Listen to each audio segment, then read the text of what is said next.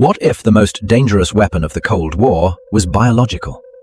Not a virus, but something greater. It was preserved and wiped from all records, but now, right now, it is breaking free. And this is not an alien invasion. It is our own creation. Welcome to Project Chimera, the story of how the future ceased to be ours. This did not begin with an explosion. It began with silence. At the height of the Cold War, when the world teetered on the brink of nuclear mutual annihilation, military strategists sought a different path. Not a path to victory, but a path to guaranteed defeat for the adversary. The idea was radical: to abandon metal and explosives, to turn to nature itself. The code of life, that was to become the new battlefield. In deep underground laboratories, under the codenames Prometheus and Chimera, geneticists and biologists did what seemed impossible. They weren't cloning ancient creatures for exhibits, they were engineering them anew. The goal? To create a biological weapon that doesn't just kill, but renders territory uninhabitable for generations to come. A creature resistant to radiation, to chemicals, to any known form of poison. The perfect soldier, knowing no fatigue, fear, or mercy. The project was officially shut down in the late 60s. Reports spoke of unpredictable specimens, of uncontrollable aggression. In truth, it was too successful. It was sealed away. Cryogenically preserved in liquid nitrogen, in concrete bunkers, in permafrost. And forgotten. Because the most dangerous Pandora's boxes are the ones everyone is sure the key is lost forever. Oblivion lasted 6 decades. 60 years of security systems rusting away.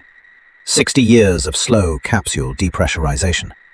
The emergency power, rated for half a century, finally ran out. The thermostats fell silent. The temperature began to rise, slowly, inexorably. The first alarm was raised by seismic activity sensors in a desolate region.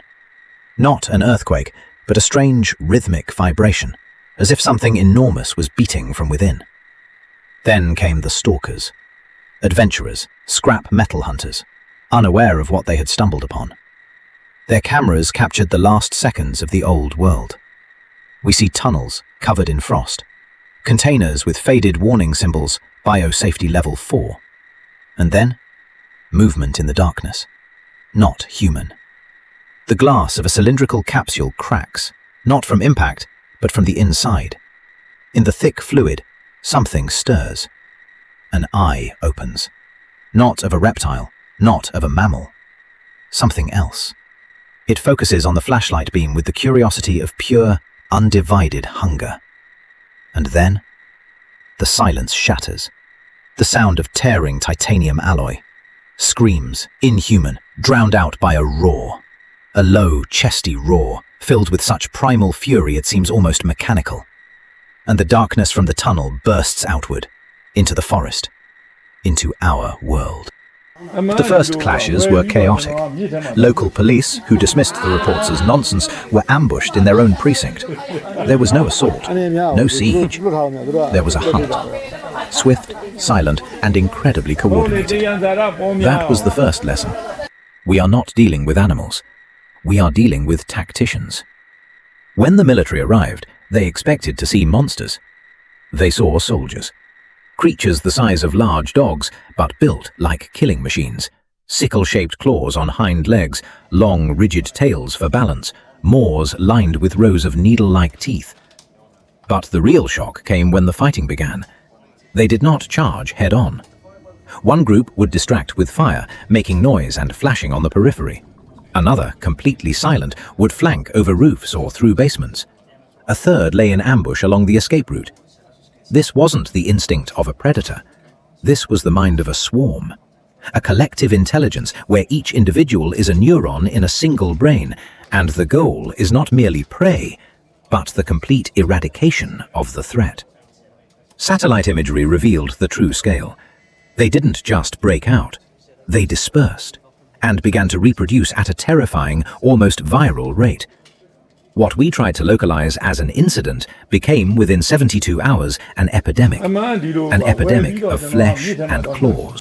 While the army tried to hold the front, scientists in biosafety labs were deciphering the true nature of the threat. And what they discovered overturned all understanding. The problem wasn't muscle mass or sharp teeth. The problem was in the very code, in the DNA. These creatures' genome was unstable by design. It was created to mutate, to adapt to any poison, to radiation, to environmental change. The side effect proved more terrifying than the primary function. Their genetic material was sticky, aggressive. Upon contact with other life forms, it didn't destroy them, it rewrote them. The first cases were birds. Crows, into whose populations spores or tissue fragments of the chimeras had penetrated, began to change. Their beaks deformed, rudimentary teeth appeared, their behavior became inexplicably aggressive. Then came rodents, stray dogs. Their DNA reacted, spawning grotesque hybrids. This wasn't a virus in the conventional sense. This was horizontal gene transfer on the scale of an entire ecosystem. The contagion ceased to be geographical. It became biological. Now the threat could fly in on the wind as a mutated bird, run into the city in the skin of a stray dog. The boundaries of the front dissolved. The war moved to the cellular level. And we were losing. What happens when the very concept of the enemy loses its meaning? When your pet looks at you with alien, too intelligent eyes. When the bird outside your window sings not a song, but a threat in a genetic language you cannot comprehend, yet one your body instinctively reads as danger. This is the stage we have entered. The stage of silent collapse. This is not street battles. This is the disintegration of reality itself. Survivors barricaded in their homes fear not the breach, but the silence. Because in the silence, you can hear the world beyond the door changing. How it creaks, not with wood or metal, but with something else. How it growls, not with a dog or a wolf, but with something that has erased the line between species. The giants, the original chimeras, rarely show themselves. They have become something like mobile fortresses, gods of this new, nascent biosphere. They wander the empty highways, followed by packs of mutated creatures like courtiers.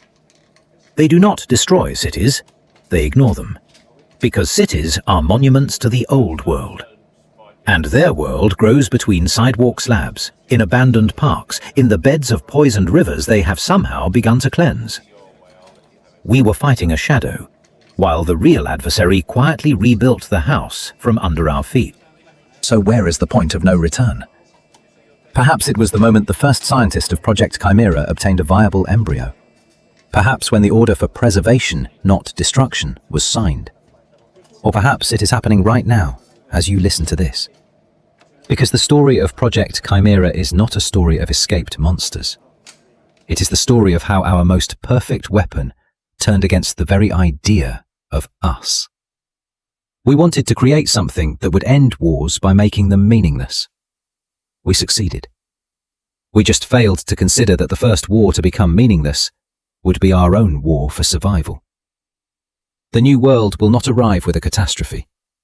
It has already arrived. It breathes in the lungs of hybrid creatures, pulses in the sap of unknown plants, is written into the DNA of every new generation of this altered life. It is not hostile. It is simply other. And it does not require our approval.